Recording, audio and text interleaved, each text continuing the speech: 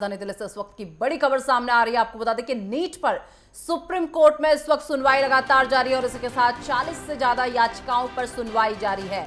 मामले में आज सुप्रीम कोर्ट सुना सकता है फैसला, दोबारा नीट परीक्षा होगी या नहीं, इस पर फैसला आ सकता है। आपको बता दें कि सीजेआई की अध्यक्षता में 3 जजों की बेंच कर रही है ये सुनवाई। नीट मामले में अब तक क्या क्या हुआ, आपको बताएं कि 5 मई को करीब 24 लाख छात्रों ने नीट यूजी एग्जाम दिया था और 4 जून को रिजल्ट आने पर पता चला कि 67 छात्रों ने टॉप किया है। इसके बाद नीट यूजी पेपर लीक के आरोप लगे और 13 जून को नीट एग्जाम को रद्द करने का मामला हुआ। आपको बता दें कि ये जो मामला था उसे एससी पहुंचाया गया और इसी के साथ कोर्ट ने इसकी काउंसलिंग पर रोक नहीं लगाने की बात कही। एनटीए ने ग्रेस मार्क्स वाले 1563 छात्रों की दोबारा परीक्षा की बात कही है और 14 जून को शिक्षा मंत्री धर्मेंद्र प्रधान ने परीक्षा में धांधली से इनकार किया। 15 जून को 8 छात्रों ने एक और याचिका दायर की और आंसर शीट का मूल्यांकन और कोर्ट की निगरानी में जांच की मांग की है। 17 जून को शिक्षा मंत्री ने नीट एग्जाम में अनियमितताओं की बात स्वीकार की है और 20 जून को केंद्रीय शिक्षा मंत्रालय ने हाईकोर्ट लेवल कमेटी का गठन किया। और वहीं अगर बात कर ली जाए 21 जून की, तो देखिए 21 जून को सुप्रीम कोर्ट ने नीट की काउंसलिंग पर रोक लगाने से इनकार कर दिया और 22 जून की अगर बात करें तो 22 जून को नीट एग्जाम में कथित धांधली की जांच सीबीआई को सौंपी गई और 23 जून को ग्रेस मार्क्स वाले 1563 उम्मीदवारों में से 813 का दोबारा एग्जाम हुआ। 1 जुलाई को एनटीए की तरफ से संशोधित रिजल्ट घोषित, टॉप करने वालों की संख्या 67 से घटकर 61 रह गई। 11 जुलाई को नीट परीक्षा मामले पर होने वाली सुनवाई टली और आज सुप्रीम कोर्ट 40 से ज्यादा याचिकाओं पर सुनवाई करेगा।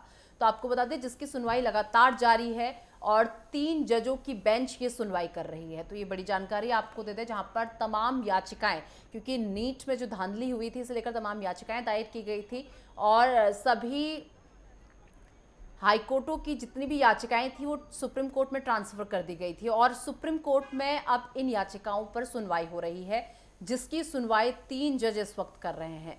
तो आपको बता दें ये बड़ी जानकारी दिल्ली से, जहां पर नीट पर सुप्रीम कोर्ट में इस वक्त सुनवाई लगातार जारी है। 40 से ज्यादा याचिकाओं पर इस वक्त सुनवाई हो रही है और इसी के साथ आपको बता दें कि मामले में आज सुप्रीम कोर्ट बड़ा फैसला सुना सकता है और इसी के साथ दोबारा नीट परीक्षा होगी या नहीं, इस पर फैसला आ सकता है। साथ ही साथ सीजेआई की अध्यक्षता में 3 जजों की बेंच इस वक्त ये सुनवाई कर रही है। राजधानी दिल्ली से इस वक्त की बड़ी खबर, नीट पर सुप्रीम कोर्ट में सुनवाई जारी है। और साथ ही साथ आपको बता दें कि इस नीट मामले में अब तक क्या क्या हुआ है। तो एनटीए ने ग्रेस मार्क्स वाले 1563 छात्रों की दोबारा परीक्षा कराई।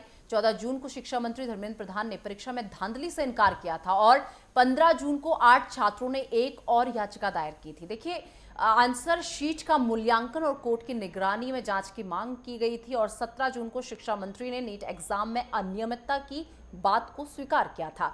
वहीं 20 जून को केंद्रीय शिक्षा मंत्रालय ने हाईकोर्ट हाई लेवल कमेटी का गठन किया था और 21 जून को एससी ने नीट की काउंसलिंग पर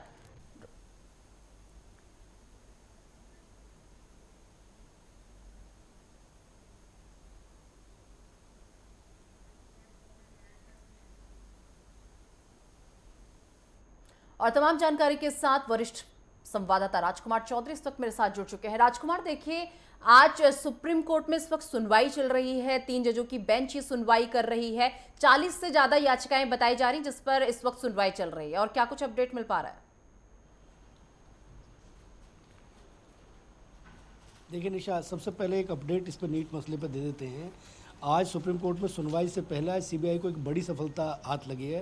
पटना में 4 डॉक्टरों को हिरासत में लिया गया है। अभी उनकी गिरफ्तारी की पुष्टि नहीं की गई है और उनके जो कमरे हैं उनको सील कर दिया। उनके लैपटॉप और बाकी तमाम जो उनके पास सामान बरामद हुआ है उसको भी सीबीआई ने अपने कब्जे में ले लिया और उसकी तहकीकात हो रही है।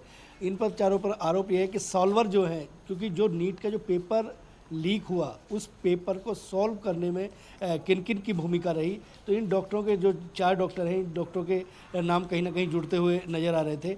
आज सीबीआई ने इन चारों को हिरासत में लेने के साथ साथ इनके जो कमरे हैं उनको सील करने के साथ साथ तमाम जो जानकारियां हैं उन जानकारियों को एकत्र करके, क्योंकि सीबीआई को अपने पक्ष को मजबूत करके इसको रखना है।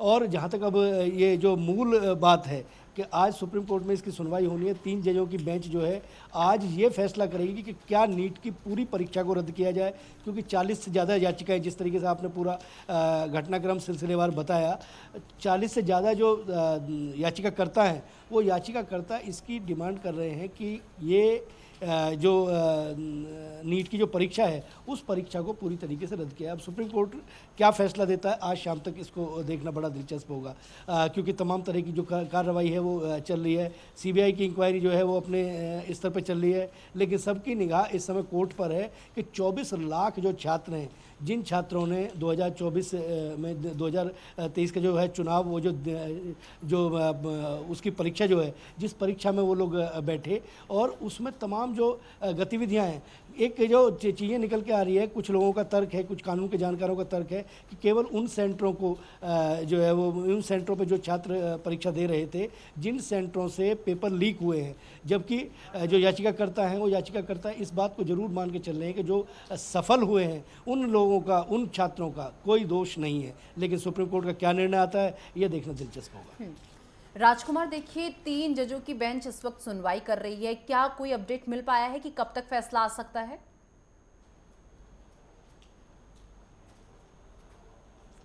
सुप्रीम कोर्ट में सुनवाई जारी है। इसकी जो संभावना है वो व्यक्त की जा रही है कि 4 बजे तक सुप्रीम कोर्ट का जो निर्णय है वो आने की संभावना व्यक्त की जा रही है। और क्योंकि आज अगर बात की जाए, क्योंकि चीफ जस्टिस उसमें खुद इन्वॉल्व हैं, और जो इसके बाद 5 जजों की जो बेंच है वो भी इस पे कहीं ना कहीं निर्णय लेती दिखेगी, क्योंकि बहुत संवेदनशील मसला है। और 3 जजों की जो बेंच है, 2-1 से जिसका निर्णय होता है उसको कहीं ना कहीं सामने आ जाएगा। आज शाम को 5 बजे तक इससे पर्दा उठने की संभावना व्यक्त की जा रही है। कौन कौन से जज इस पूरी मामले की सुनवाई कर रहे हैं, एक बार उनकी भी पूरी डिटेल। निशा, सुप्रीम कोर्ट के जो चीफ जस्टिस हैं, उन चीफ जस्टिस के साथ साथ उनके 2 जो जज हैं, उनके जो 10 हैं जो वरिष्ठ जज हैं, वरिष्ठ जजों की जो बेंच है, उस बेंच में 3 जजों की बेंच में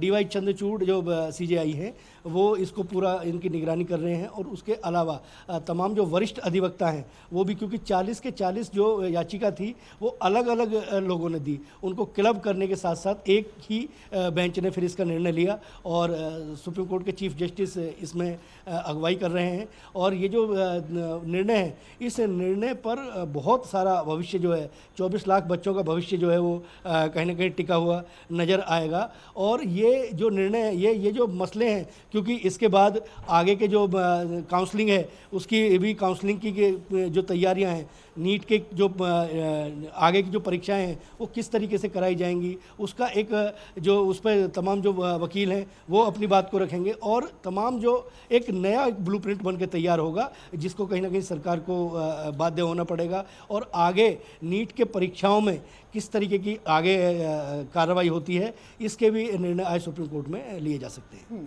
देखिए, तमाम हाईकोर्ट से जो याचिकाएं थी, क्योंकि तमाम हाईकोर्ट में याचिकाएं दायर थी, और ये तमाम याचिकाएं जो है सुप्रीम कोर्ट में ट्रांसफ़र कर दी गई। ऐसे में छात्रों की अगर बात कर ली जाए तो छात्रों को कितना बेसब्री से इस फैसले का इंतजार है, क्या कुछ कहना है छात्रों का?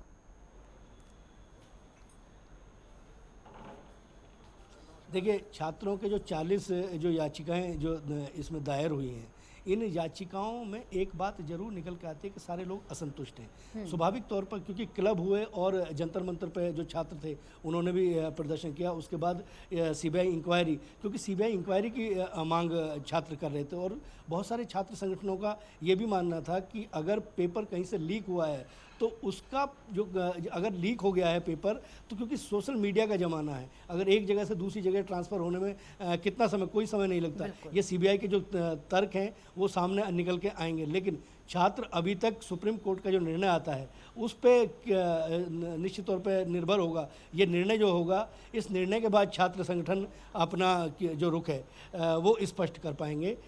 इसका कहीं ना कहीं इंतजार करते हुए दिखेंगे। लेकिन जो याचिकाकर्ता हैं, उन याचिकाकर्ताओं की तरफ से भी अभी क्योंकि सुप्रीम कोर्ट जो है वो निशा एक देश की सर्वोच्च जो कोर्ट है, जो सर्वोच्च न्यायालय है, उसके जो जब तक उसकी सुनवाई, जब तक उसका फैसला ना आ जाए तो उस पर किसी भी तरह की टिप्पणी जो करना है वो अमर्यादित मानी जाती है और वो कहीं ना कहीं अनुशासनहीनता के दायरे में आती है। तो एक जो निर्णय है, उस निर्णय को आने के बाद छात्र संगठन किस तरीके से आगे अपना निर्णय लेंगे, क्या उनकी कार्रवाई होगी, किस तरीके से वो अपने प्रदर्शन को आगे करना चाहेंगे, या फिर उनके हक में अगर फैसला आ जाता है तो किस तरीके की जो चीज़ें हैं उनको कहीं ना कहीं आज शाम को ये स्थिति जो है वो स्पष्ट होती है। चलिए ठीक है, बहुत शुक्रिया राजकुमार हमारे साथ जुड़ने के लिए और ये तमाम जानकारी हमारे दर्शकों तक पहुंचाने के लिए।